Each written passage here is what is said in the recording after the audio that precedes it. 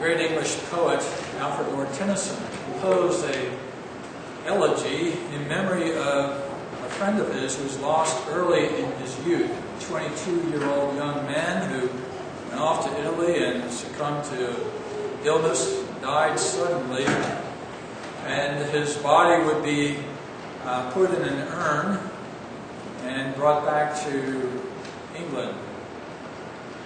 Lord Tennyson highly valued his friend, not only as a friend and as the fiancé to his sister, but also as a counselor, as a guide in life. He had a high regard for this young man, Arthur Hallam. In his elegy, In Memoriam, he writes of his struggle, not so much a reflection, I think, on the life of Arthur Hallam itself. He does not so much talk about the details of his life and what he accomplished and how heroic he was so much, but he reflected more on the meaning of death and loss and the struggle of life in this world. And wrote at a time when science was advancing and different points of view were developing. There were critical views of the Bible advancing in the world of his day, and it would not be long before Charles Darwin would publish his book advocating evolution. So Lord Tennyson had to struggle with his faith. Does God really know? Does God care? Is He merciful? And so Tennyson worked through these things, and in periods of doubt, he finally ends up in a kind of cautious hope towards the end of the poem. You may remember some of his more famous words from the poem. It is better to have loved and lost than not to have loved at all. We sometimes have fond memories of those who have passed on, who have left our lives, and we want to remember them in some form or fashion. We may not be able to write an elegy, a poem, that will be remembered for the ages, for what it says. But nonetheless, there are certain things that we hold close to ourselves. Memories that we hold dear. Photographs, a photo book, an album. Perhaps today, videos of a loved one who's gone. We cling to perhaps their old room. If it's a child that's been taken early in life, parents sometimes will leave that room the way it was for quite some period of time, perhaps not even able to walk in there and deal with the process of putting that life aside, letting go. You might hold on to a wedding ring, hold that very carefully to yourself. Different ways in which we remember those who are loved and lost. Jesus, as he gathered in the upper room with his disciples, anticipated his own departure from this world. He knew that he was going to die shortly. And so, to prepare his disciples, he left with them this communion meal, this Last Supper. A ritual, a sacrament that was given to the disciples, to the church, so that they would remember him. You know, the history of God's revelation of himself to his people has been marked from time to time with different memorials. Different altars were established in the past to remind Israel of their history, to remind them of God's saving works on her behalf. The stones in the crossing of the Jordan, various other altars that Abraham, Isaac, and Jacob built along the way, Jacob's well, various ways in which the people of God tried to remember God's saving work on their behalf. Jesus gives his church a memorial, a remembrance, whereby they might remember him.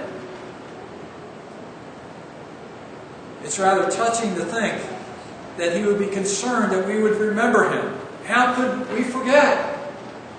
How could we forget one who spoke such wonderful words, who showed us God in his true character, and showed us the way to life everlasting, who promised everlasting life for all who trusted in Him.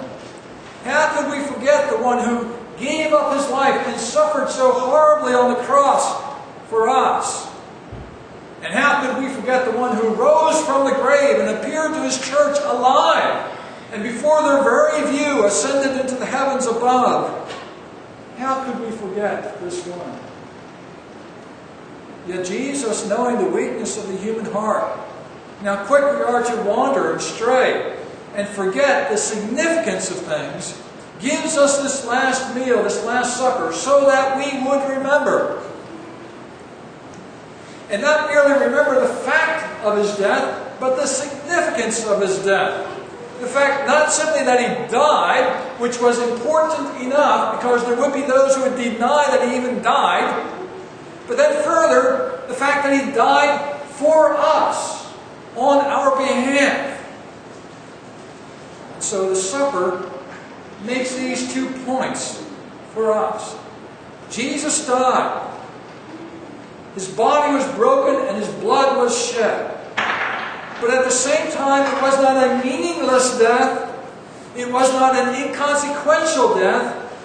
It was a death that was connected to us. He died for us in our place so that we might live. These 2 aspects of what was about to take place are enshrined for us in the Lord's Supper, so that we might reflect on them and hold them dear to ourselves and never let go. Jesus gives us this Last Supper. Rather than reading from the Gospel accounts in our Scripture reading this morning, I read to you from Paul's epistle to the Corinthian church, which some scholars believe, and I think probably accurately, but hard to say, that it was probably the first written record of the Lord's Supper given to the early church, predating the Gospel accounts themselves of Matthew, Mark, and Luke.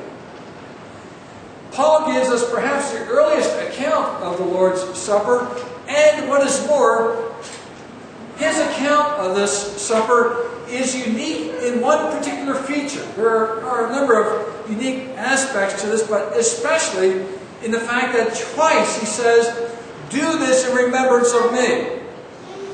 If you read through the Gospels of Matthew, Mark, and Luke, first Matthew and Mark do not even record that exhortation to do this in remembrance of me. Luke does record it, but only once, following the administration of the cup. Paul, in addressing the church at Corinth, ties this phrase, this exhortation, "Do this in remembrance of me," to both the celebration of the bread and the cup. And there's a certain significance, I think, to Paul's doing this. He wants to bring that to our attention, to drive home that this supper is not something to be forgotten, but it is to be remembered in all of its elements, in all of its significance. Nothing is to be lost. And what is more, when we take part in the service, it's not to be a meaningless event, or simply something that we do and lose the significance, but Paul wants us to know what we are doing, why we are doing it, so that we might have the proper benefit from it. So he says, "Do this in remembrance of me."